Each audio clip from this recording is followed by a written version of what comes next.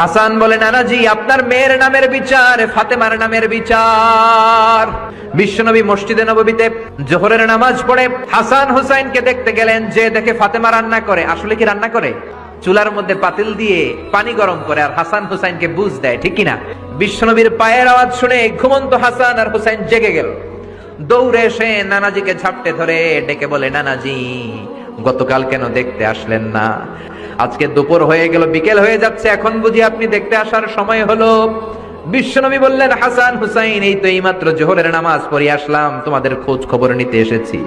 হাসান আর হুসাইন বলল, কি খোঁজ খবর নিবেন? খোঁজ খবর নেওয়ার আগে একটা বিচার করে দেন, বিচার। আপনি তো আহকামুল হাকিমিন। বিশ্বনবী বললেন, কিসের বিচার? হাসান বলে, নানাজি আপনার মেয়ের নামের বিচার। বিশ্বনবী বললেন, ও হাসান, আমার মেয়ে ফাতেমার আবার কি বিচার? কি অপরাধ আমার ফাতেমার? হাসান হুসাইন চোখের পানি ছেড়ে দিয়ে ডেকে বলে, নানাজি আপনার মেয়ে আমাদেরকে খাবার দেয় না কেন? গতকাল সারাদিন বলেছে রাত্রিবেলা খাবার দিবে, রাতে খাবার দেয় নাই।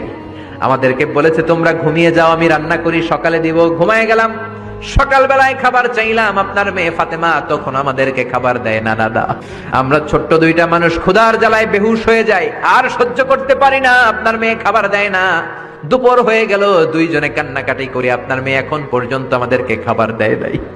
আমরা দুজন তো আর সহ্য করতে পারি না, কেন আপনার মেয়ে আমাদের সাথে এমন করে? আপনার কাছে বিচারে দিলাম, আপনি বিচার করেন। বিশ্বনবী আর কি বিচার করবেন? ডেকে বললেন, হাসান রে কাছে আয়।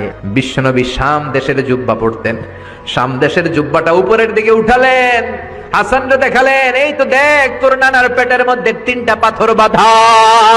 একদিন না খেয়ে থাকার কারণে তোদের পেটে এত জ্বালা, এত কষ্ট। আমি বিশ্বনবীর পেটে গত 3 দিন যাবত কোনো দানা পানি পড়ে নাই। আমি তো 3 দিন না খেয়ে আছি, আমার পেটেও তো কিছু নাই। নানাও কাঁদলেন, নাতিও কাঁদলেন, পুরো পৃথিবীও কাঁদলো, ঠিক না?